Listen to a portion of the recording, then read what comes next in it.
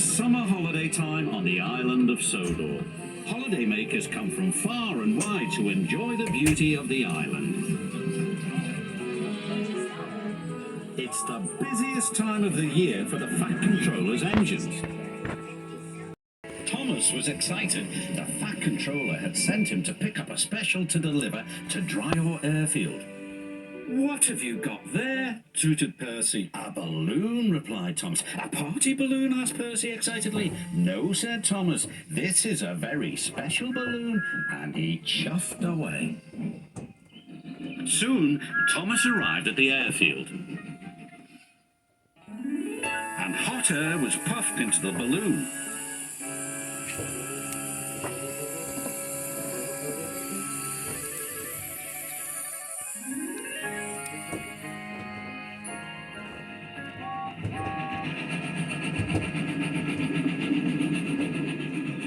"What is that?" huffed James. "A hot air balloon," said Thomas. "It will take holidaymakers on rides around the island." "Taking holidaymakers on rides around the island is our job," wheezed James jealously. Then, as if by magic, the hot air balloon rose silently up into the sky. "What if the hot air balloon takes our passengers away?" chuffed James. "What will happen to us then?"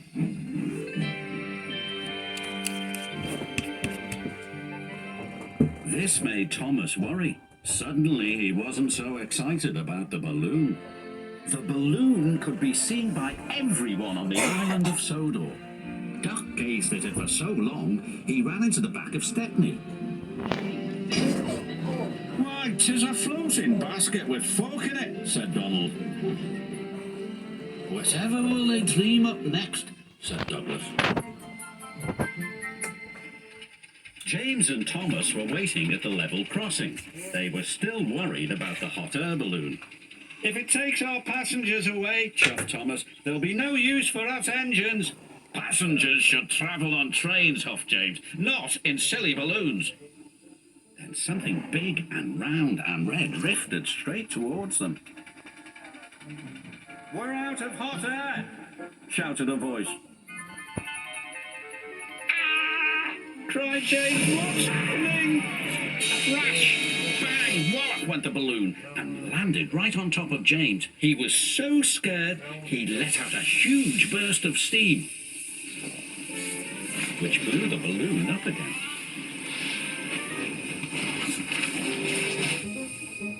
The balloon rose into the air once more. "Well done, James," called his driver. "Your hot air did the trick." "Oh, no, James," cried Thomas. "You saved the hot air balloon." "I didn't mean to," groaned James. "Now it's sure to take our passengers."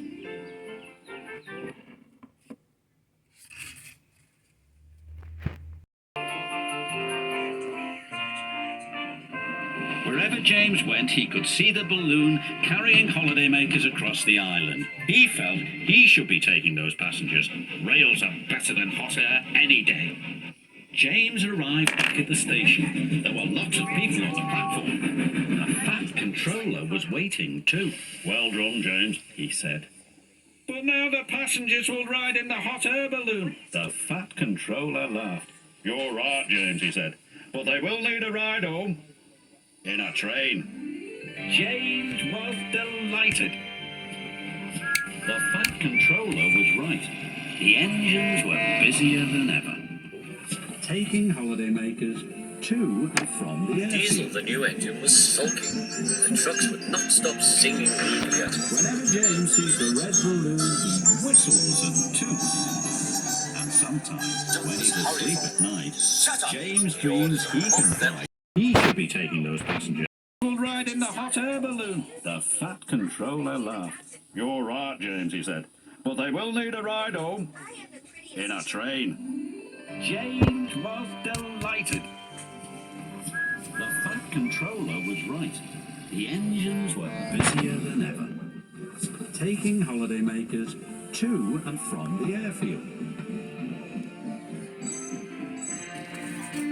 Whenever James sees the red balloon, he whistles and toots.